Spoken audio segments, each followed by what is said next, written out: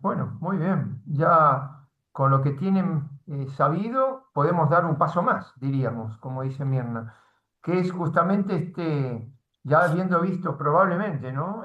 Lo más genérico, lo general de la logoterapia, como orientación o psicoterapia específica, y también la general, ligarlo directamente a lo que es el corazón de esta propuesta, diríamos, frankliana, ¿no? Y digo propuesta, digo, no solo método terapéutico, sino, como dijo recién Mirna, también hasta como principio filosófico de vida, de visión de vida, de cosmovisión. Ustedes lo habrán visto, entonces la psicoterapia como orientación también, la logoterapia, se basa en la búsqueda de sentido, obviamente. Y esto focalizado en qué, qué sentido de qué. Fíjense, les traigo algunas citas. Una es muy conocida y otra es quizás más original porque fue de una exposición que no está en el libro, no está en los libros, no está publicada. La más conocida, sí, cuando él dice simplemente en la presencia ignora de Dios, para la logoterapia, logos es equivalente a sentido. Efectivamente, la existencia humana sale de sí, y ahí vamos ligando con el tema hoy de hoy específico, que es el espíritu y la espiritualidad. Sale de sí misma en cuanto que apunta a un sentido. Así el ser humano, en su existir, no va tanto en pos de placeres o de poder. Ahí recuerden, ¿no? A quién hace alusión, porque ahí está la cuestión del sentido. ¿Qué sentido tiene la existencia? Muchos postulan diferentes sentidos. Vamos a ir justamente al más elevado de todos, aquel que lo hace humano al hombre. Entonces, él al decir no va en pos solo de placeres, le hace Freud. No va solo en pos de poder, le hace Adler, sino, dice, cómo llenar, dice, su vida de sentido, ¿eh? De descubrir el significado o sentido de su vida. Por eso en la logoterapia hablamos de voluntad de sentido. Voluntad de sentido, ¿no? Bueno, esto lo habrán visto, pero digo, lo enfatizo porque ya les está diciendo desde la misma definición sencilla de qué entiende él por logoterapia, logos, palabra, terapia, a través del sentido, que va más allá de lo que es lo psíquico y lo físico, que es sobre todo, o sea, la búsqueda del objetivo de lo físico, que es la supervivencia, diríamos entonces los placeres, obviamente. Más allá también de lo psicoafectivo, que sería la voluntad de poder. Va más allá de ello, va a la dimensión espiritual. Y en eso nos vamos a focalizar hoy. Y hay un fragmento que les quiero leer que fue dicho en Viena en 1979, le repito que no está en los libros, donde habla también de esto ampliándolo. El sentido, dice, de mi vida es acompañar a quienes como peregrinos buscan fatigosamente el sentido de sus vidas o afrontan el sufrimiento de una vida para ellos sin sentido. No, me pareció muy lindo porque él está muy marcado, lo sabemos muy bien, por una cuestión experiencial, por el sufrimiento, la prueba de fuego del ideal, del valor, de todo lo que nosotros podemos plantearnos como justamente vida espiritual. Él vivió la experiencia de la prueba de fuego. ¿Qué es la prueba de fuego? Una situación límite. Como la que vivió él, podría ser otra. Estas situaciones límites son las que marcan ahí la densidad o digamos, la solidez espiritual de una persona. Por eso él llega a decir esto, ¿no? Que el sentido de su vida es ayudar a los que buscan su sentido o incluso creen que no existe porque han pasado una situación, ¿no es cierto?, de cómo afrontar el sufrimiento que para ellos no tendría sentido. Y Frankel va a trabajar mucho el tema del sufrimiento, no sé si lo habrán visto en la generalidad de la tríada trágica, sufrimiento, culpa y muerte, si no lo van a ver, de que justamente cuando descubrimos el sentido del sufrimiento, que es profundamente espiritual, se dan cuenta, esto no encaja en lo anterior de la búsqueda de subsistencia, de placer, de poder, sino lo más trascendente que puede tener el hombre de llegar a transformar, como dice Frankl por allí, una tragedia en un triunfo. Yo creo que esa frase también la deben haber mencionado, ¿no? Es decir, la prueba de fuego de la vida espiritual sería, más o menos. Entonces, bueno, esto lo habrán visto, que se focaliza entonces en esta búsqueda de sentido, como le leí en dos fragmentitos muy sencillos. Y desde el punto de vista opuesto, también habrán visto que es también el trabajo sobre la neurosis noógena, es decir, la falta de sentido, el vacío existencial, le llaman neurosis noógena. Decía él, las neurosis justamente vienen por todo tipo de represión. Y la represión de la búsqueda de sentido, la represión de un sentido último, de un ideal, de un valor, la represión de la vida espiritual, en definitiva, en pos de otros intereses, también produce neurosis, ¿no? Como cuando hasta Jung decía, ¿no? Reprimir el deseo religioso, ¿ven? Espiritual, que sería uno de los aspectos de la vida espiritual, el religarse a Dios, religioso viene de religar, de reunirse, a reprimirlo también produce neurosis, o sea, la represión, ¿ven? De un deseo religioso también termina en neurosis, como toda represión, ¿no? Pero también este aspecto, lo dicen a propósito porque esto no aparecía en los registros, diríamos, psicoanalíticos en absoluto. Al contrario, se decía que la neurosis era el deseo religioso, cuando en realidad es al revés. Reprimir ese deseo que está implícito en todo corazón humano, como es la tesis de Frankl, ¿no? La presencia ignora de Dios, también implica neurosis noógena, neurosis espiritual. No, nous, ¿no es cierto? Ya lo saben, nous, espíritu. Y por tanto, si él apunta a la dimensión espiritual, que es lo más elevado en el hombre, si bien es tridimensional, ¿no es cierto? Es físico, psíquico y espiritual, es todo su labor, todo su empeño, todo su alegato, yo diría, porque uno cuando lee a Frankl, y sobre todo los discursos, son verdaderos alegatos. El alegato no es una teoría escrita en un escritorio, sino que sacude a sus propios colegas y a la gente a no descuidar lo más humano que hay en el hombre, que es lo espiritual. ¿Eh? ¿Cuántos discursos ha emitido a sus colegas médicos diciéndoles, muy bien, hemos trabajado lo físico y lo psíquico muy bien, pero nos hemos olvidado de lo esencial, lo que hace humano al hombre, lo espiritual, ¿no? Este alegato es todo un apostolado que él hacía, ¿no? En Francia. Muy interesante, ¿no? Eh, eso es lo que diríamos en términos genéricos evangelizar, es decir, la buena noticia. La vida del hombre tiene sentido. Bueno, esto es evangelio. No es el evangelio solo el del cristiano, ¿no? El evangelio es todo aquel que anuncia, como él, que anunció que la vida del hombre tiene sentido por su dimensión espiritual, es evangelizar. Hasta aquí vamos. Entonces, el apelar a la capacidad facultativa frente a lo fáctico es una capacidad solo del espíritu. Atención. Esto que trabaja en la logoterapia, como se me pide ahora este puente, este nexo con la vida espiritual, es justamente el eje de su psicoterapia. Apelar, sacudir, yo diría, ¿eh?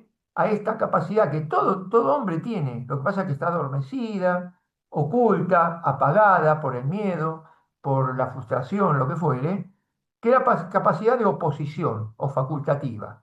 Esto lo sabe, frente a lo fáctico. Fáctico es todo lo que está dado y que uno no elige, donde uno no es libre. Lo que está dado, lo fáctico, ¿no?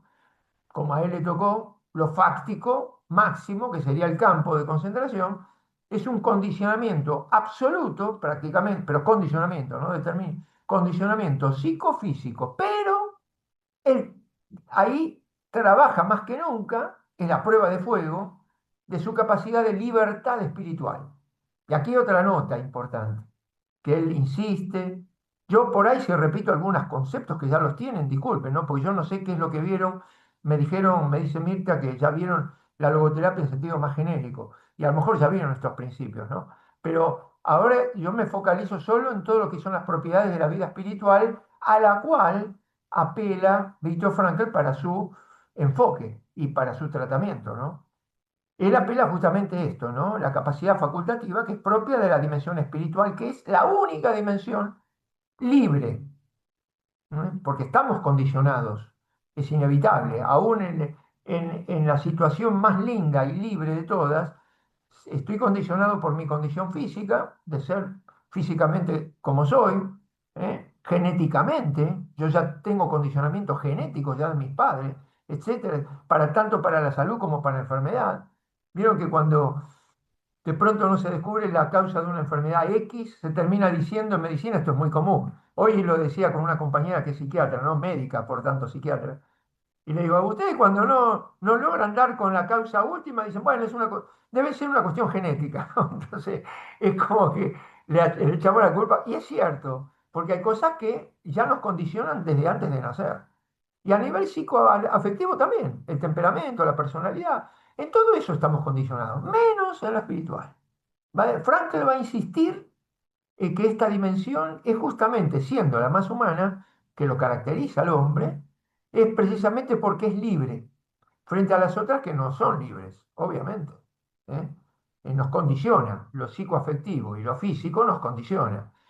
Diríamos, en una concepción de espíritu encarnado, diríamos, aunque puede entenderse mal esto, ¿no? Al estilo neoplatónico, pero podría entenderse bien diciendo, yo soy yo, sobre todo en mi dimensión de identidad espiritual y conciencia, está encarnado. Ahí está. Entonces, ahí estaría bien. No estamos hablando de un dualismo, ¿no? Que también lo debe haber explicado Mirna, ¿no? Cuando digo filosofía. Pero sí estamos diciendo que somos fundamentalmente espíritu. Y un espíritu, pero claro, histórico, espacio-temporal, encarnado. Carne y mente condicionados, espíritu libre. ¿Mm?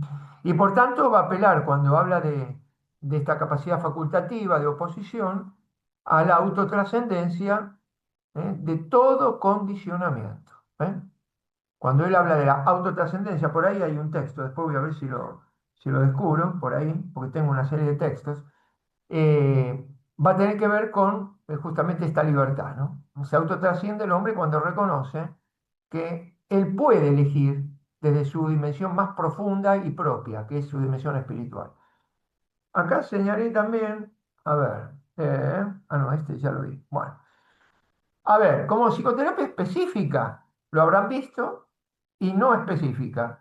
La específica, bueno, enfrenta las neurosis noógenas, ya lo dijimos, ¿no? Por ejemplo, lo que toca todas las grandes crisis de conciencia, ¿no? Crisis espirituales, diríamos, de la conciencia, ¿no? Porque incluso poder llegar a una neurosis no es solamente una cuestión del ámbito o de la dimensión psicoafectiva, sino también de la dimensión espiritual. ¿eh? Así que él encara estas neurosis noógenas que en último término terminan focalizándose como vacío existencial, en último término. Porque este es el gran morbo, dice, él lo define así, la gran enfermedad, él lo decía de su tiempo, imagínense ahora, mucho más, es la falta de sentido. O sea, hago, voy, vengo, compro, gano, pierdo, vivo, respiro, pero no sé qué sentido tiene mi vida.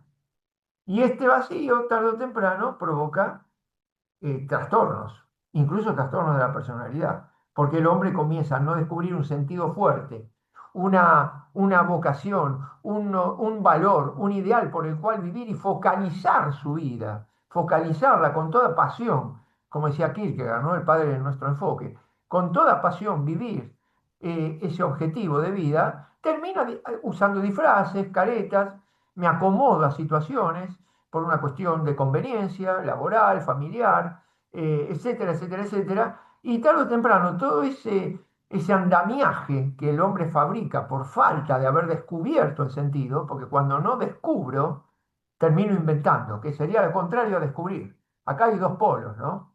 O descubro o invento. Si no descubro mi propia identidad, el sentido de mi propia existencia, lo invento, lo fabrico. Y ahí viene el tema de los personajes, ¿no? Del gran teatro, como una vez un escritor dijo, en realidad el mundo parece ser un gran escenario donde todos desempeñamos un papel que hemos creado por necesidad para poder estar en el tablado, pero terminamos autocreyéndonos el papel que desempeñamos. Terrible, ¿no? Es terrible. Algo de esto en algún aspecto podemos decir que existe, no está equivocado del todo, pero no es eso. Fundamentalmente el hombre, su vida se define cuando descubre quién es y para qué está. Y esto no es una fabricación, no es un personaje que va a desarrollar. Todo esto es justamente a lo cual apunta como no terapia. Saben que justamente, y ya que me piden que insista en el tema de lo espiritual, dentro de la logoterapia que habrán visto, También saben que se le llama nooterapia, ¿no? No terapia, o sea, terapia del espíritu. Tranquilamente ustedes pueden decir, en vez de logoterapia, no terapia, sin miedo, porque Franklin lo dice. Esto es una terapia sobre todo desde y para esta dimensión espiritual del hombre, ¿no? O sea, él apunta a lo más elevado, como cuando define la salud. Ahora me viene a la mente. Fíjense en cómo es coherente este hombre, en todo. Él siendo médico no define la salud como todos los médicos, o como la OMS, ¿no? Como un bienestar. Él no dice bienestar, no dice es un grado de equilibrio y bienestar, que eso es, enfatizan todos los que hablan más vale de la dimensión psicofísica del hombre. Como él apunta y insiste en la dimensión espiritual, hasta su terapia la llama no terapia, va a decir que la salud es un grado de tensión, no de equilibrio, de tensión entre lo que soy y lo que aún no he llegado a ser. Fíjense. Ahí, ¿de qué está hablando? ¿Del cuerpo, de la mente? No, del espíritu. Porque el espíritu es sano cuando tiene una tensión, cuando va hacia un objetivo, cuando tu vida está regida por un ideal, un valor al cual persigo y quiero alcanzar. Y eso es salud. ¿Ven? Todo lo contrario de lo psicofísico, que necesita un equilibrio, no tensión, equilibrio. Un equilibrio de fuerzas. Pero en lo espiritual no. Al contrario, el equilibrio sería insanidad.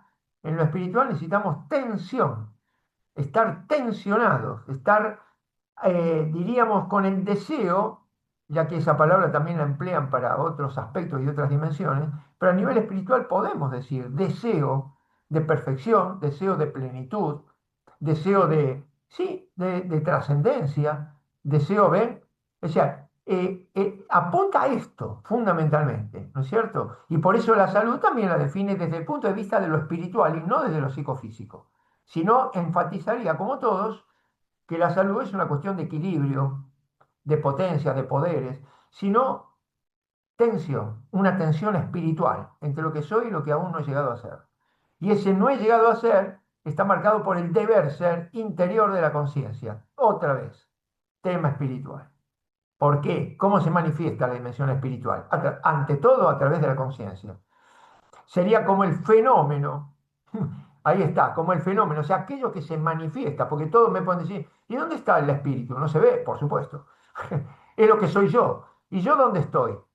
¿Eh? ¿En mi pierna, en mi mano, en mi cabeza? No, no, no tiene un lugar lo que yo soy. Mi identidad, mi espíritu, no tiene un lugar, porque justamente está, diríamos, dentro de mi dimensión espacio-temporal. Sin embargo, como diría Blas Pascal, estoy a caballo entre lo inmanente y lo trascendente, por mi dimensión humana, espiritual. ¿Ven?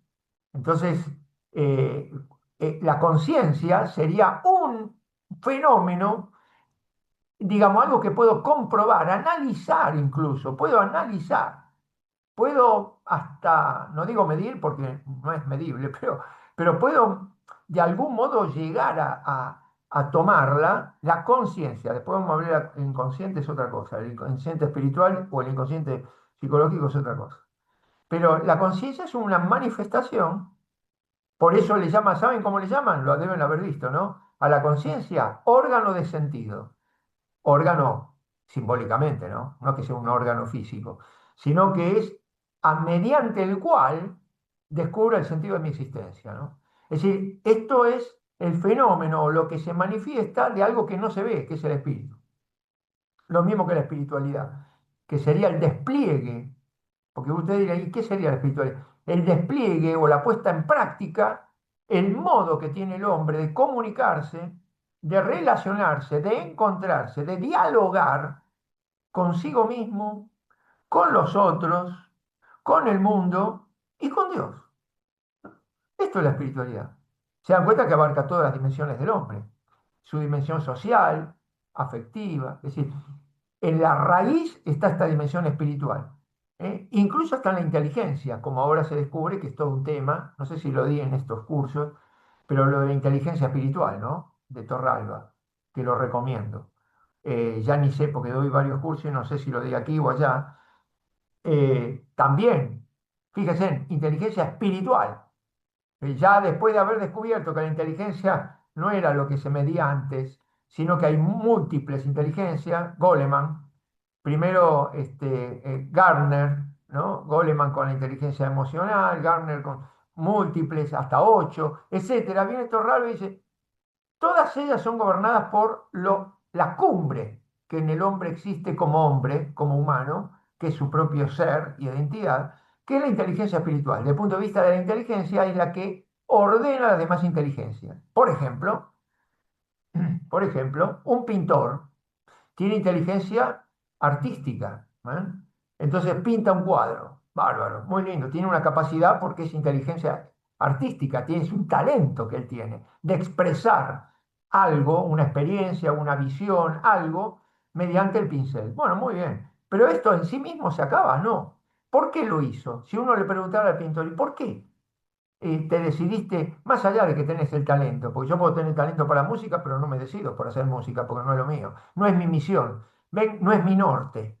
El pintor diría, porque siento la necesidad de expresar mediante la pintura, como el músico a través de la música, o el poeta a través de la letra, algo que me mueve y que rige mi vida, como un eje, que es el sentido último de mi vida. Ah, ahí tienen, ¿ven? Eso es la inteligencia espiritual que gobierna la demás inteligencia, en este caso la artística, en otro caso la abstracta, la práctica, etcétera, etcétera. Es decir, todas las demás inteligencias, va a decir Torralba muy, muy inteligentemente, valga la redundancia, son inteligencias, digamos, que expresan algo superior, que cada uno lo expresa por el talento que tiene.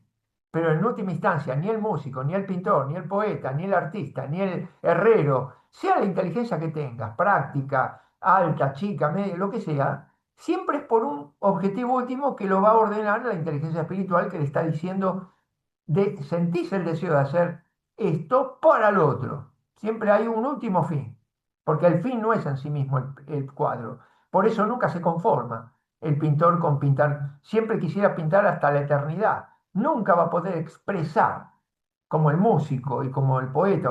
Nunca va a poder agotar lo que él quiere expresar y lo que es, porque hay un norte, acá en este caso Torraba de inteligencia espiritual, pero diríamos un objetivo, un ideal espiritual que hace que pinte, que escriba, que haga música, etcétera, etcétera. ¿Vamos yendo por acá? Esto también tiene que ver con, no olviden, porque ustedes dirán, y esto es una cosa muy diversa. No, Frank lo utiliza. Acuérdense, ¿no? Sobre los valores, cuando habla de los valores creacionales y vivenciales. Todo esto que yo expliqué desde el punto de vista de las diversas múltiples inteligencias está incluido, aunque no lo trataba en esa época Frankl, porque es una cuestión bien de ahora, pero está incluido en los valores creacionales y vivenciales. ¿Se dan cuenta? ¿Cómo expresa? Y por eso hasta ese elemento terapéutico.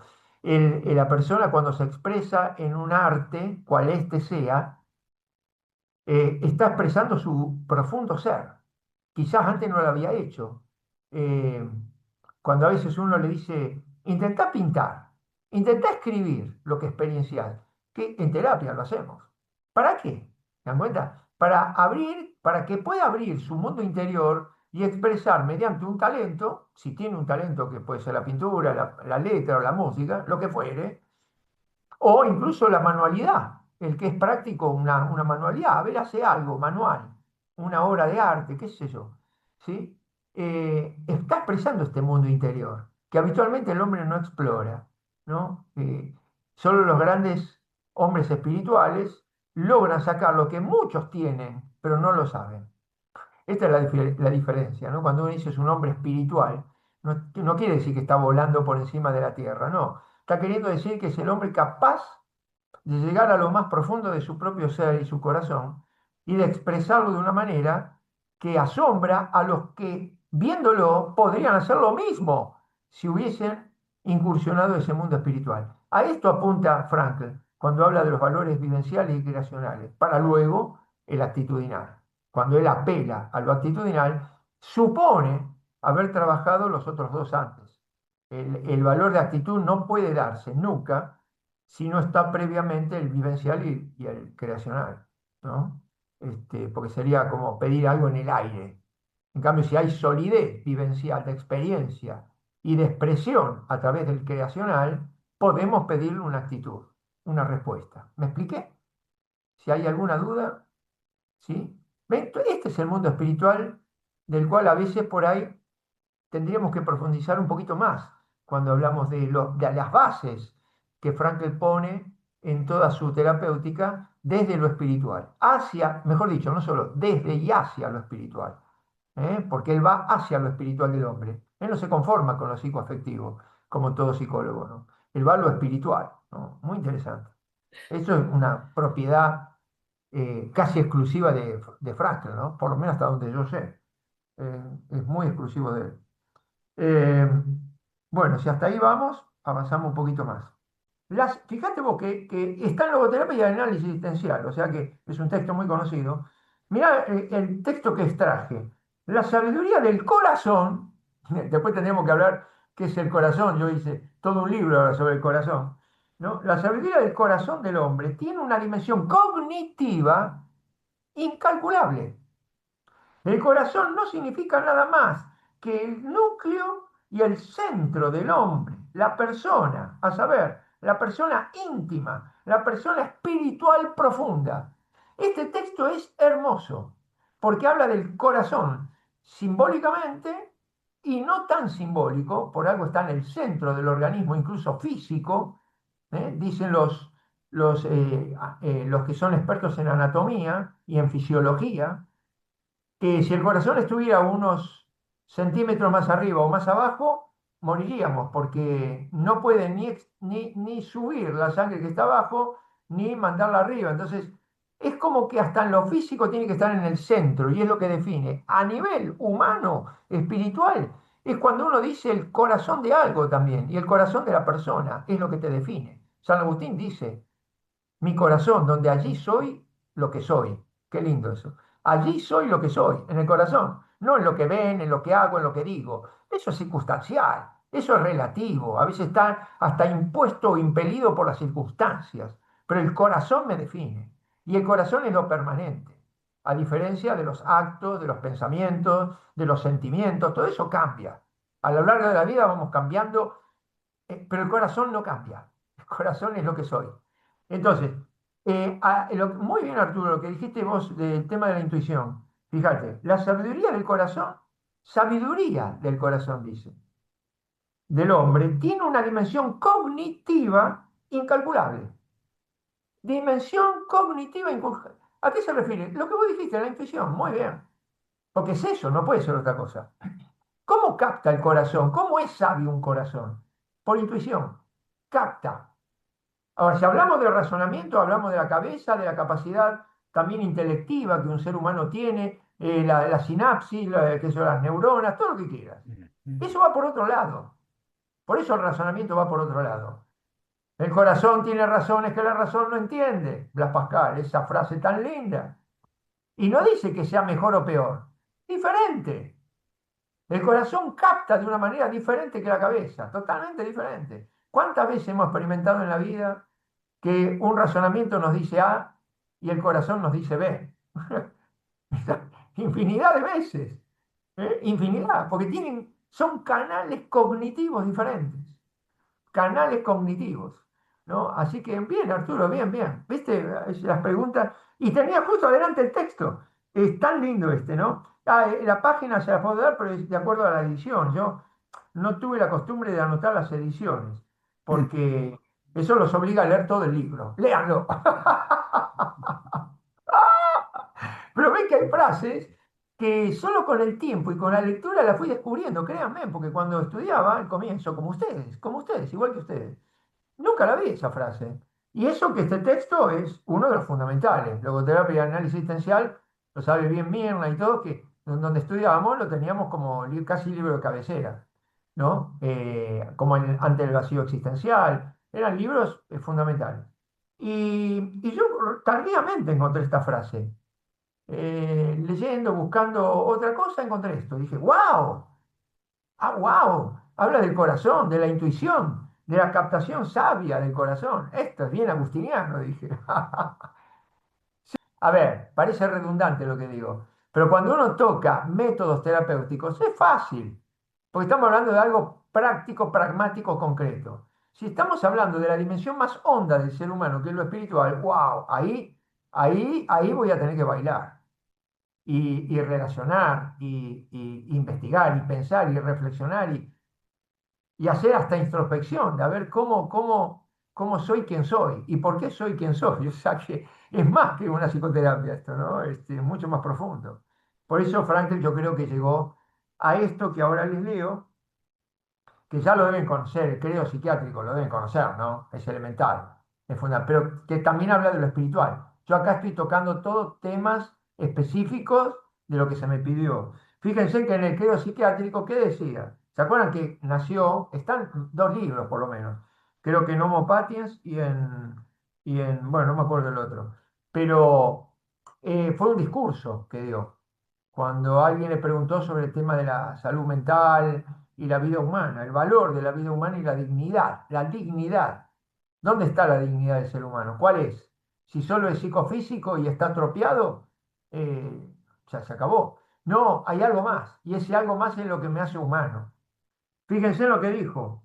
Señoras y señores, lo cual ven que el fragmento estamos ante un discurso, no es un escrito de escritorio. Se ve que se lo dijo, creo, por lo que recuerdo el contexto, a colegas de ellos, ¿eh? En médicos, psiquiatras. Señoras y señores, ya en otra ocasión formulé mi credo psiquiátrico.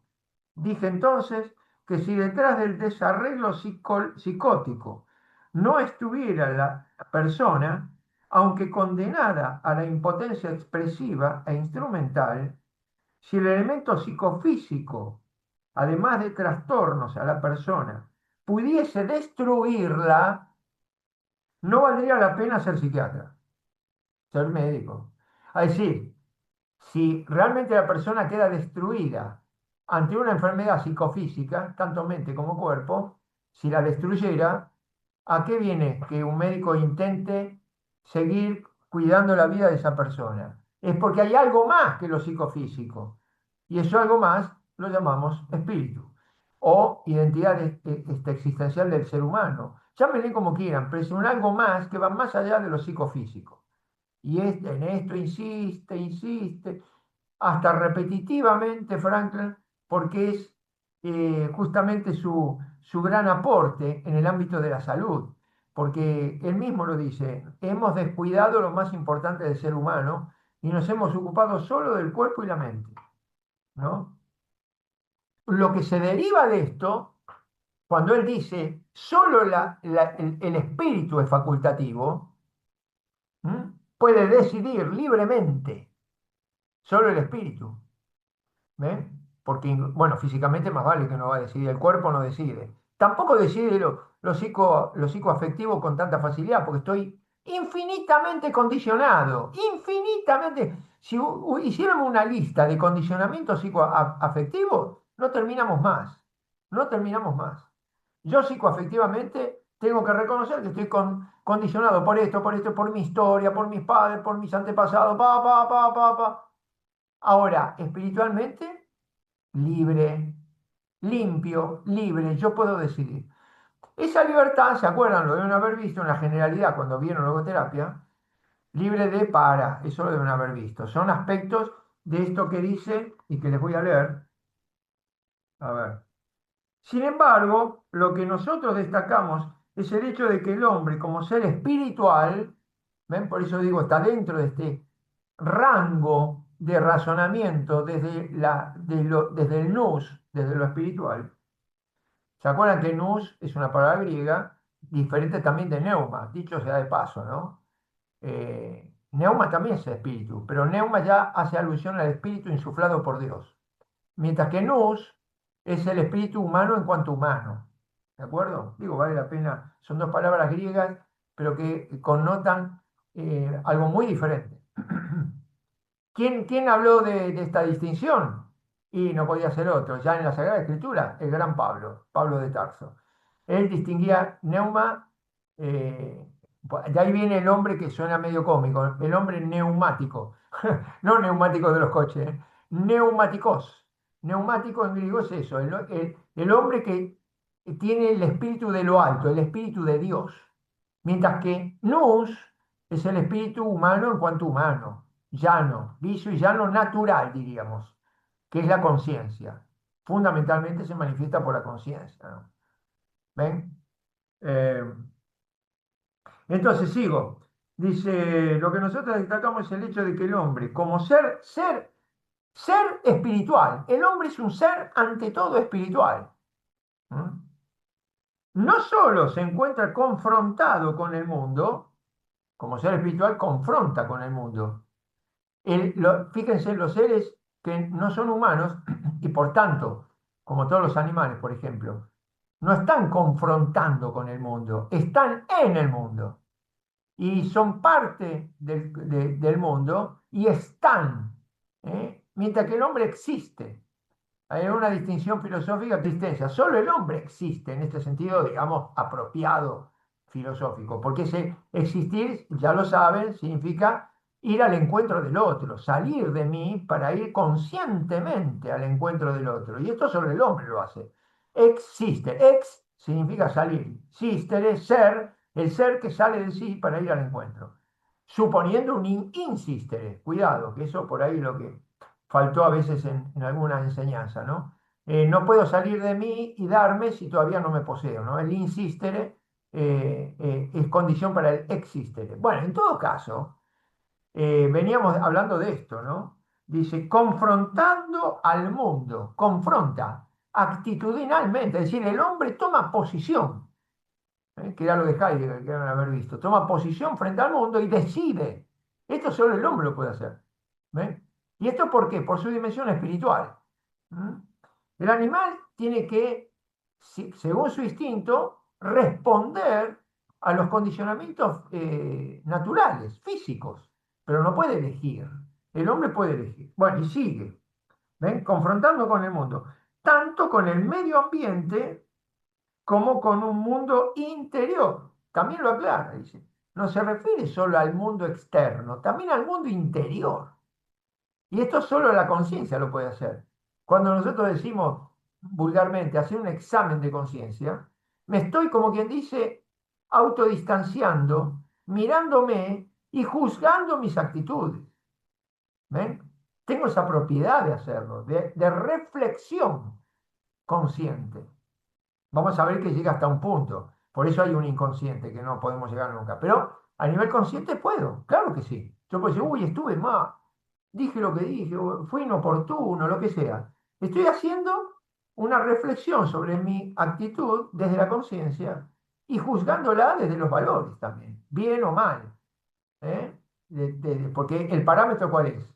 El bien y el mal. O sea, esto estuvo bien, esto estuvo mal, esto estuvo apropiado o inapropiado, esto estuvo prudente o imprudente. ¿Ve? Y continúa, dice, confrontando al mundo interior, sino que también toma posición frente a él. Siempre se puede disponer, y él ahí lo subraya, él pone comillas, y comportar, que sería un sinónimo, disponerse o comportarse de una manera determinada, ¿eh? De alguna forma frente a él. Y este comportamiento es precisamente un comportamiento libre. ¿Ven? Yo puedo, en esta confrontación con el mundo externo y el propio mundo interior, ¿ven? Puedo disponerme o comportarme de una manera porque soy libre de hacerlo. Puedo hacerlo.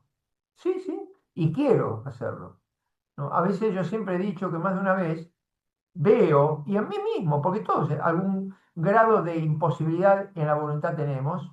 Esto Alfred Lengle lo trabajaba mucho, el tema de reforzar la voluntad. Mirna se debe acordar, ¿no? Trabajó mucho, incesantemente. ¿Por qué? Porque yo puedo entender algo, pero no poder. Entender no es poder. O sea, entender, bueno, por supuesto que me ayuda, más vale. Cuando logro comprender, tengo que hacer esto, así, así, así, pero no significa inmediatamente entender es poder. Puedo entender y no poder, al menos en el momento. Tendré que reforzar la voluntad, educarla, volverla a formatear, porque la voluntad va por un camino distinto que la comprensión. ¿Ven? Una cosa es entender y otra cosa es querer. Son dos potencias, de hecho, ¿no? El querer y el entender son dos potencias, no es una misma. Solo en Dios querer es poder, o entender es poder y querer, ¿no? En nosotros no, está todo dividido. Padre Juan José, y ahí podemos decir, vos decís, cuando la voluntad no puede, ahí los hábitos virtuosos Claro. ayudan para fortalecer porque se descubre el valor para qué se quiere hacer algo.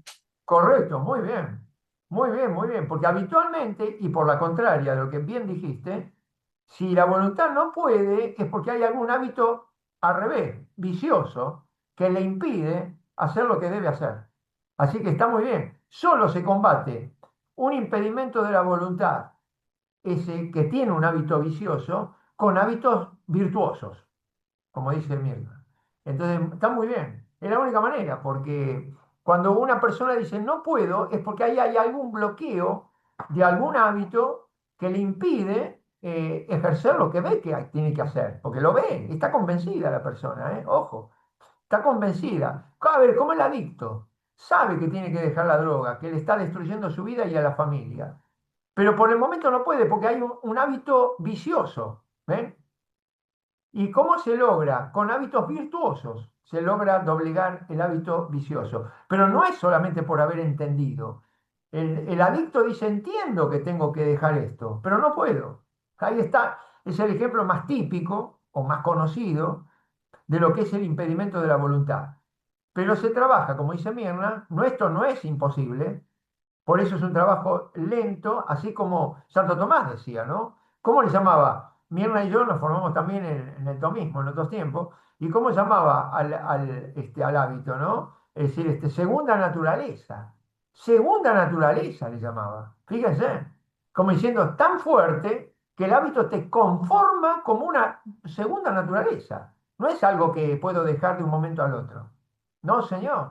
El hábito te conformó de una manera, buena o mala, pero hábito al fin, porque el hábito bueno es la virtud, el hábito malo es el vicio. Pero al caso es lo mismo en cuanto que es hábito, ¿no? Es un hábito, y entonces eso ya se hizo carne, ¿no? Pero bueno, correcto, es así.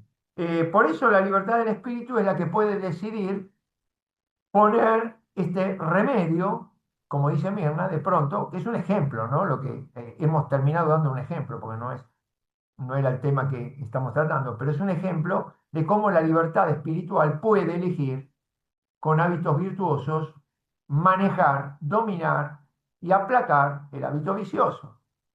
Si no, no podríamos salir nunca. Padre Juan José, ¿sabés qué sería interesante de recordar? Creo que lo se ha hablado, pero es un tema que profundizarlo viene bien. Viste que se habla, la conciencia como órgano de sentido es la que capta el valor, ¿no es cierto? Descubre Correcto. y quien ayuda a descubrir ese valor dentro de la conciencia como inconsciente espiritual. Y a veces Sí, no se termina de captar cómo es eso de conciencia inconsciente espiritual, ¿eh?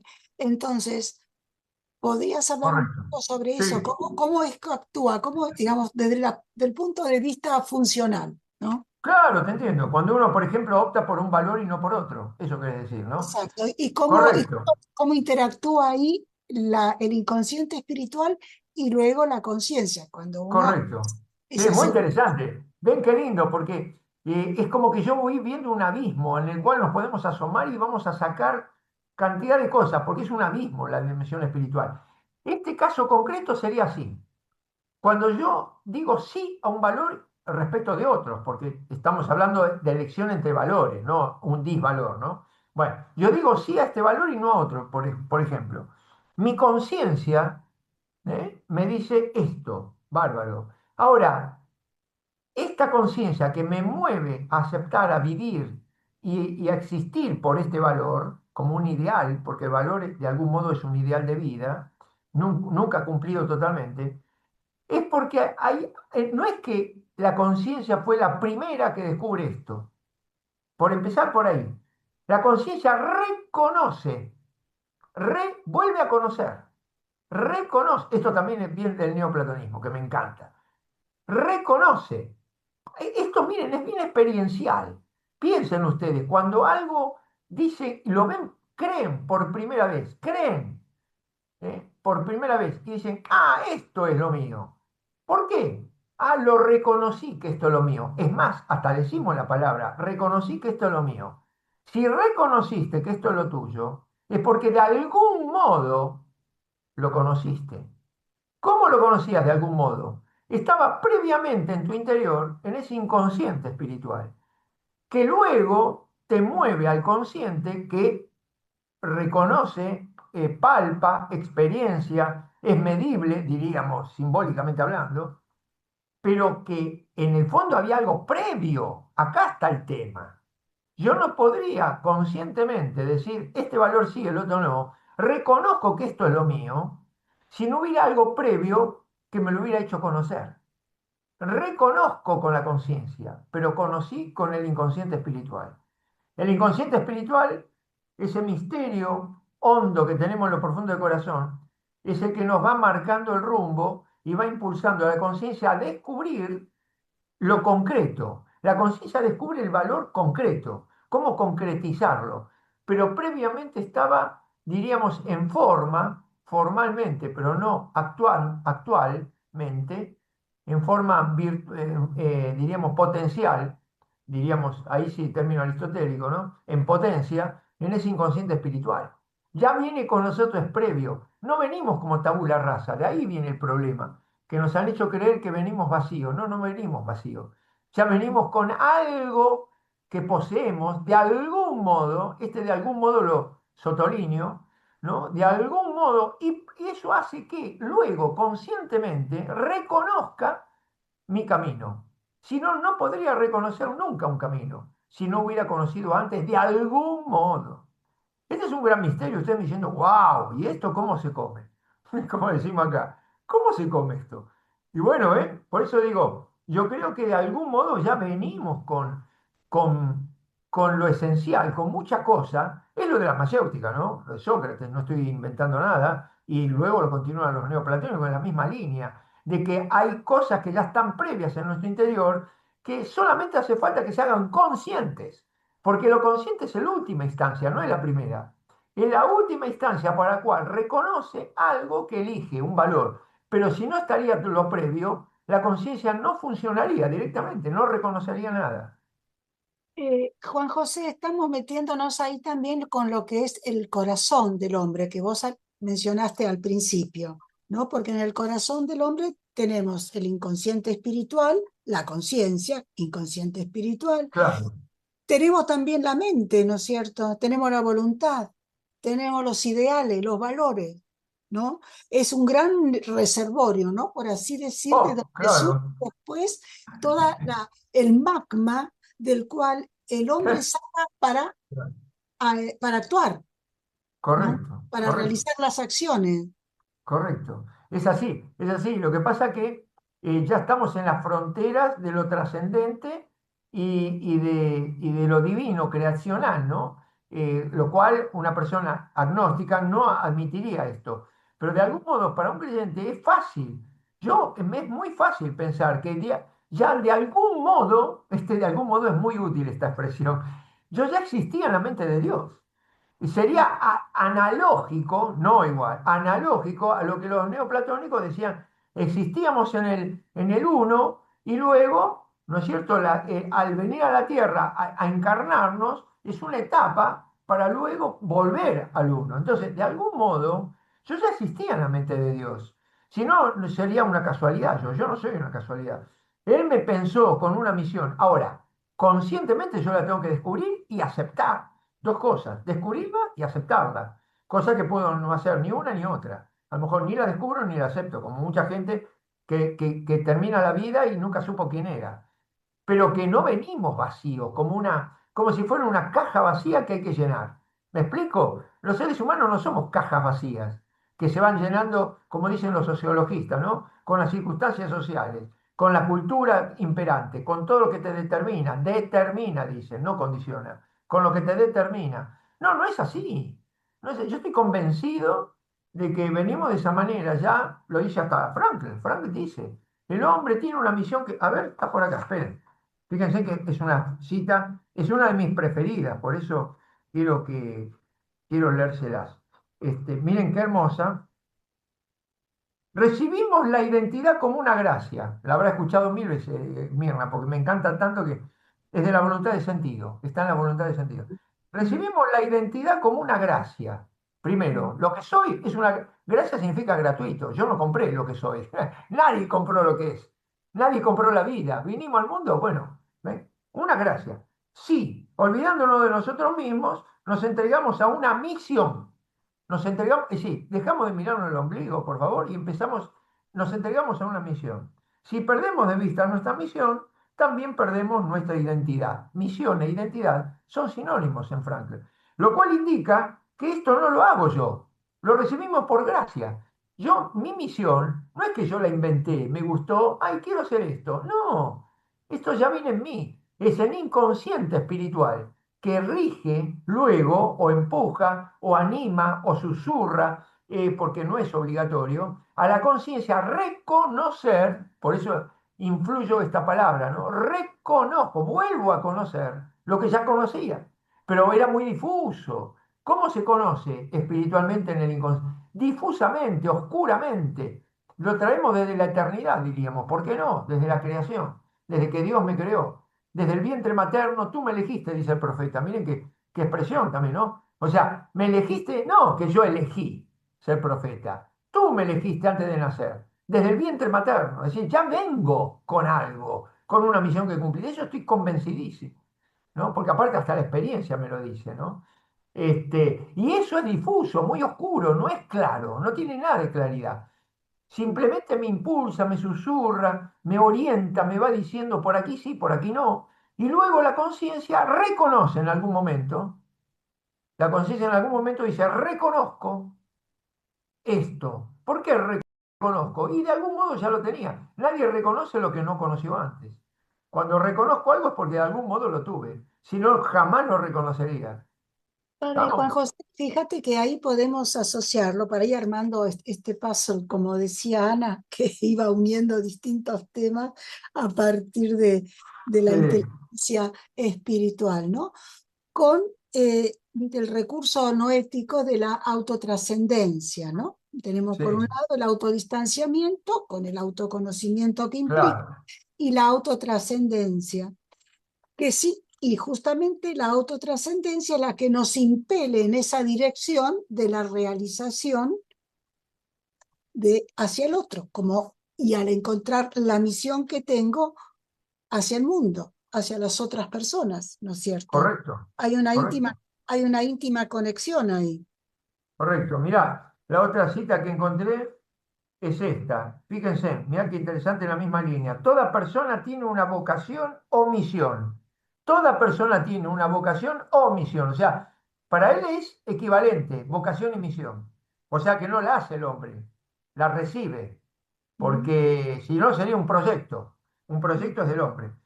Tiene una Hay una vocación frase, o misión específica en la vida, específica en la vida. Toda persona debe llevar a cabo un designio. Esto es muy fuerte. Tenemos que cumplir con un designio. ¿Cómo un designio? No, yo no invento esto. Un designio concreto que exige su cumplimiento. Miren lo que está diciendo. Él era consciente, un hombre muy espiritual, obviamente, que él tenía un designio, porque él también lo que experimenta, porque uno habla de lo que experimenta, se da cuenta que lo experimentan otras personas, escarbando a través de la psicoterapia, que hay personas que sienten que tienen que cumplir un designio. No importa. Y vos le preguntáis, ¿por qué? Esto vos lo inventaste. No, siento en el corazón, en mi profundo interior, que tengo que cumplir con este designio, me guste o no. Esto está diciendo Frankl, por lo cual indica que yo no lo hago. Ese designio lo recibí. ¿Cómo lo recibí? En lo más hondo de mi ser desde antes de nacer. Ya vengo con un designio.